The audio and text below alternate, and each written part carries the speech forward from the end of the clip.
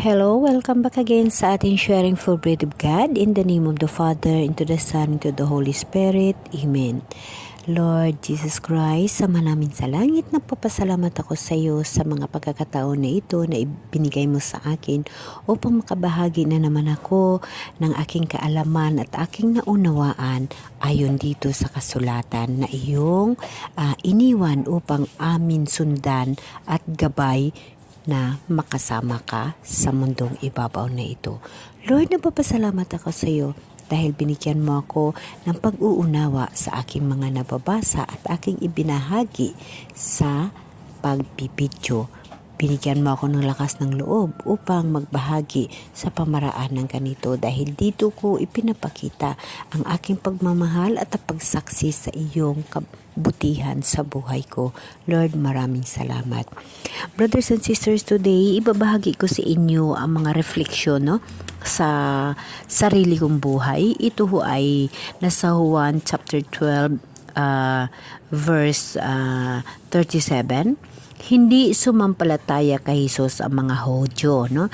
Pagkasabi nito ni Jesus ay umalis at nagtago, bagamat nakita nilang gumagawa siya ng maraming kababalaghan, hindi rin sila sumampalataya sa kanya. No? So, alam niyo ba na kagaya yun sa atin, no? Kagaya sa akin. Lahat ginagawa ko na pinapakita ko sa family ko na ang panampalataya at ang pagtitiwala na binuhay ko ang aking mga anak sa ganong paraan. Pinakita ko sa kanila mula maliit hanggang malaki na sila ngayon na ako lang nag-iisa nang bumubuhay sa kanila at ang aking kasama ay ang mahal na Diyos. Ang lahat na aking ginagawa ay kalugod-lugod sa mata ng Diyos. Ngunit, ang mga anak ko, masasabi ko na hindi naman sila as in na Hudyo na hindi naniniwala. Naniniwala ho sila, ngunit kulang. Or, para sa akin ay hindi sapat. Bilang isang ina, hindi sapat ang kanilang paniniwala sa mahal na Diyos na yun ang aking pinapangarap na ipamana sa kanila. Dahil wala akong ipamana sa kanila, kundi ang pagtitiwala sa mahal na Diyos ng buong buo.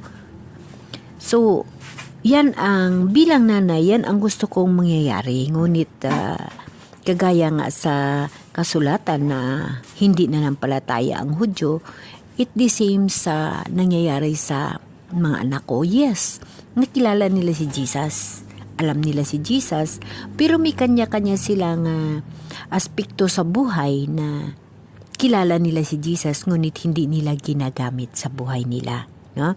So ipagpatuloy nila. Sa gayoy natupad ang sinabi ni Propeta Isaias, Panginoon, sino ang naniwala sa mga salitang narinig nila sa amin? Kanino ipinakita ng Panginoon ang kanyang kapangyarihan? Ito ay nasa verse 38. Yes, kagaya ko bilang isang ina. No? Lahat ipinapakita ko sa kanila.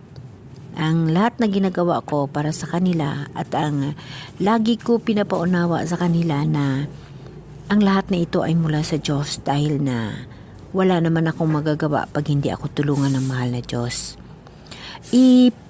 Lagi ko ini-explain sa kanila na Panginoon lamang ang tumutulong sa akin. So ipinapakita ko sa kanila ang aking ginagawa ayon sa kalugod-lugod sa mata ng Diyos upang makikita nila. Ngunit para sa aking mga anak ay yung kanilang diretso at may kanya-kanya silang diretso sa buhay at pagkilala sa Diyos. Ngunit hindi ho ako nagkukulang sa pagpapaunawa sa kanila. Lahat o ini-explain ko sa kanila na lumaki sila sa ganong pamaraan sa pagpapalaki ko dahil ang Diyos lamang ang kasama ko. Ngunit sa paglipas ng panahon, may kanya-kanya silang mga paniniwala. So dito, mababasa natin sa verse 38, tulad ng sinabi pa ni Isaias, hindi sila makapaniwala sapagkat binulag niya ang kanilang mga mata at pinatigas ang kanilang ulo upang hindi sila makakita ni makaunawa ang kanilang mga isip o manumbalik sa akin upang sila'y pagalingin ko. So, Itong mga bahagi ng kasulatan ay inihambing ko sa sitwasyon ng anak ko. Kasi lagi ko sa kanila pinapaunawa na ang pira hindi makatulong sa tao. Kahit may pira ka, pag mayroon kang sakit, hindi ho yun makatulong sa'yo. Lagi ko sa kanila pinapaunawa na kahit wala kang pira, kung naniniwala ka sa Diyos at nagtitiwala ka sa Diyos, ikaw ay gagaling. Dahil na hindi maiiwasan bilang nanay at nung akong panahon na yun ako ay may trabaho, lagi ho sila tuwing kailanganin nila, lagi ho sila dumadaing sa akin. Ako naman laging nagpro-provide. Ngunit lagi kong pinapaalala sa kanila na mag-prayer ka, maghingi ka sa mahal na Diyos. Pero dahil ako ay may trabaho, kaagad naman nagpo-provide ako ng mga pangangailangan nila.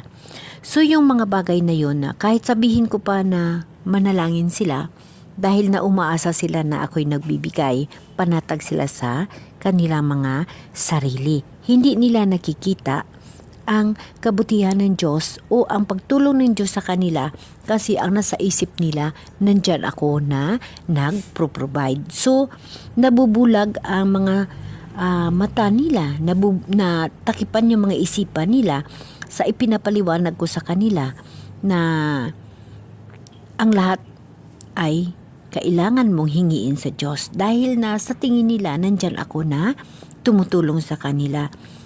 Ngunit lagi ko sa kanila sinasabi na ito lahat ay mula sa Diyos. Tulong ng Diyos sa akin para sa inyo. So, yun na nga. Nabubulag sila na yung lahat ay mula sa Diyos. Umaasa sila sa akin. So, sa verse 41, sinabi ito ni Isaias sapagkat nakita niya kung gaano kadakila si Jesus at nagsalita siya tungkol sa kanya.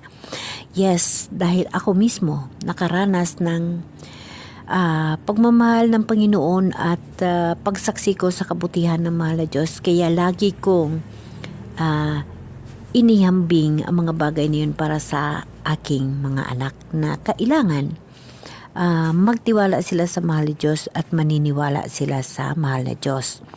Dito sa verse 42, ganun pa man, maging sa mga pinuno ng mga Hudyo ay marami ang sumampalataya sa kanya, ngunit hindi nila ipinahayag ito dahil sa takot sa mga Parasiyo, baka sila'y itiwalag sa sinagoga.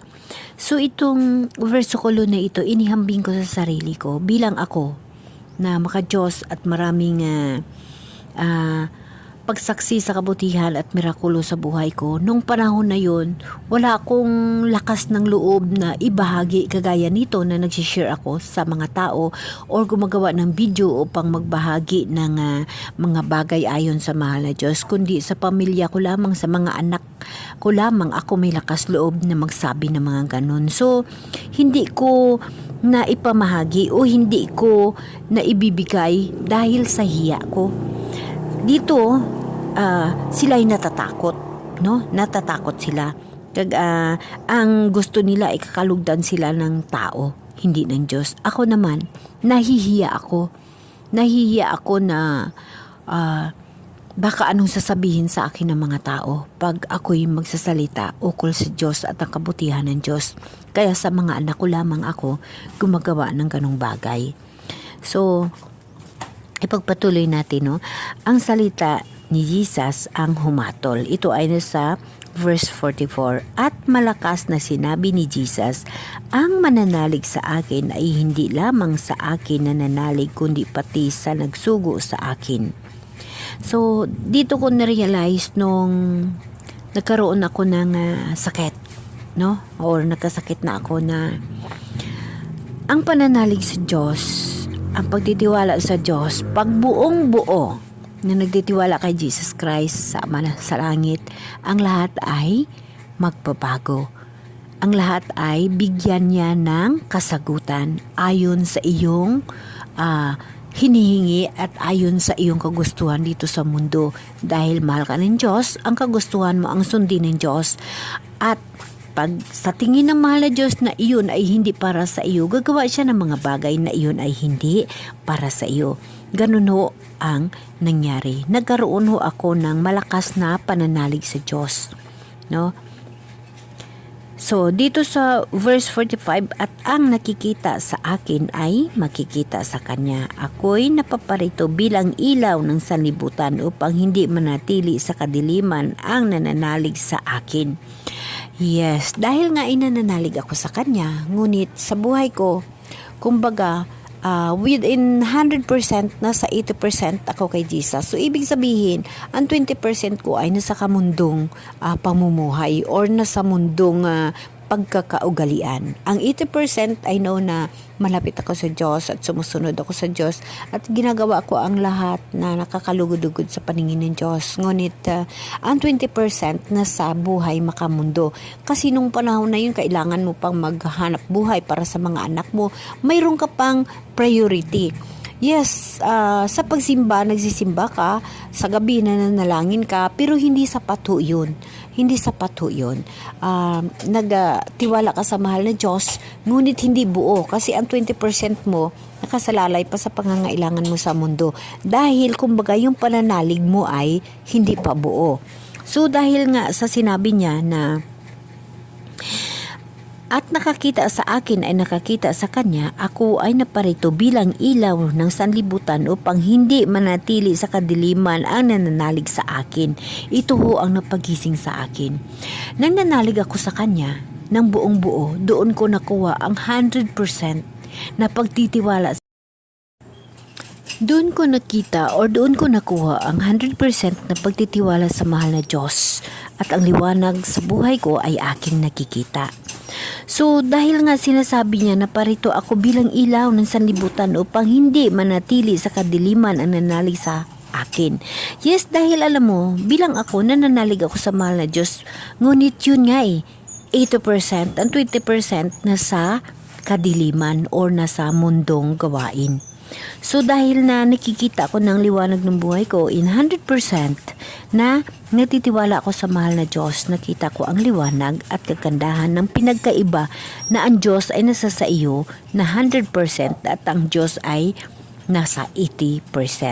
So, dito sa verse 47, kung mapakinggan ninuman ang aking mga salita, ngunit hindi niya tuparin ito, hindi ko siya hahatulan sapagkat naparito ako, hindi upang hatulan ang sanlibutan, kundi upang iligtas ito. So, dito nagre-reflect sa sarili ko na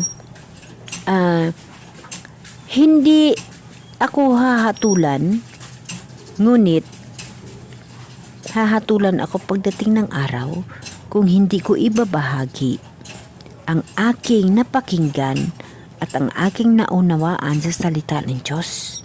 No? Kung pakinggan ninuman ang aking mga salita, ngunit hindi niya tinupad ito, no? Hindi rin ako hahatulan ng mahal na Diyos. Sapagkat nga hindi nga siya napapunta rito upang hahatulan. Ngunit, dahil na pinakinggan ko siya at pinakinggan ko ang salita ng Diyos, upang hindi ako makaranas ng hatol sa pagdating ng araw, sa tinatawag na obligasyon mo, ang pagbahagi ng kabutihan ng Diyos na ipaalam mo sa kapwa mo, sa kapatid mo, sa mga tao na nasa paligid sa iyo, upang ikaw ay magkalugod-lugod sa mata ng Diyos. Dahil ako ay naliwanagan at 100% na ako sa mahal na Diyos. So dahil nga ay naliwanagan na ako at ayaw kong mahatulan ako pagdating ng araw, ibinahagi ko ang aking kaalaman at pagsaksi sa mahal na Diyos sa pamaraan na ito kasi naliwanagan na ako . So ayon dito sa verse 49, sapagkat hindi ako nagsalita sa ganang sarili ko lamang, kundi ang amang nagsugo sa akin ang siyang nagutos kung ano ang aking sasabihin at ipapahayag. Yes, bilang ako tao, hindi ako magbabahagi ng mga bagay na hindi ko naranasan at hindi ko mismo na-experiencehan sa buong buhay ko, sa sarili ko. Hindi ho ako magbabahagi sa inyo mga kapatid ng mga bagay na hindi totoo or hindi ko mismo nasaksihan at naranasan sa mahal na Diyos. At ayon dito sa verse 50, at alam kong ang kanyang utos ay nagbibigay ng buhay na walang hanggan, kaya't ang sinasabi ng Ama ang siya kong sinasabi. Yes, dahil kapatid, ako mismo nangangarap ako ng buhay na walang hanggan. So kung ano ang aking nasaksihan sa mahal na Diyos bilang anak ng Diyos, siya ang aking Ama. Sinusunod ko ang aking naranasan na pagsaksi na kabutihan ng Diyos at aking sinasabi bilang anak ng Diyos ang aking mga naranasan at ang kabutihan ng Diyos upang magkabigay ng daan ang aking mga naranasan at tinatawag na hindi mahihirapan pag gagamitin mo lang ang mga bagay na kabutihan ng Diyos. Kagaya ko, marami ako na-experiensyan sa kabutihan ng Diyos.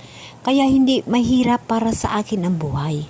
Kaya kailangan, sasabihin ko, bilang anak ng Diyos, sa kapwa ko, sa inyo mga kapatid, na hindi ho tayo mahihirapan sa buhay pag sundin natin ang ating Diyos Ama. Kung ano ang kanyang kagustuhan at kung ano ang kalugod-lugod sa kanyang paningin sa atin. So, bilang ako, reflection sa buhay ko, lahat ng pagsaksi at kabutihan na nagmula sa Diyos na aking nasaksihan at aking naranasan, aking ibinabahagi, aking sinasabi.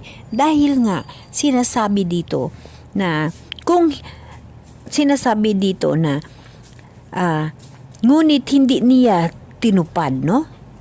Nagsasalita talaga. Kung makapakinggan ninuman ang aking mga salita, ngunit hindi niya tutuparin ito, di ba? So dahil naririnig ko at na-apply ko sa sarili ko ang mga salita ng Diyos, ang kabutihan ng Diyos, at naranasan ko ang kagandahan ng buhay na kasama mo ang Diyos. So ako, magsasalita, magsishare sa inyo bilang anak ng Diyos, no? Bilang anak ng Diyos. Dahil napakaliwanag at alam kong ang kanyang utos ay nagbibigay ng buhay na walang hanggan. Kaya't ang sinasabi ng Ama ang siya kong sinasabi. Yes, dahil Ama sa langit, ako'y anak lamang. Ako'y tao lamang dito. At siya ang aking Ama. At kung ano ang kanyang sinasabi na ayon sa aking napag-uunawa dito sa aking nababasa sa Bible, aking ibinabahagi sa inyo mga kapatid. Kaya lagi nating tatandaan na ang pagmamahal ng Diyos nasa atin at kung paano natin ikabubuhay ito, kailangan nating tutuklasin sa buhay natin. Kagaya nga sa mga anak ko, kahit na ako ay nagbabahagi sa kanila ng mga bagay ukol sa mahal na Diyos dahil nga may kanya-kanya silang mga paninindigan.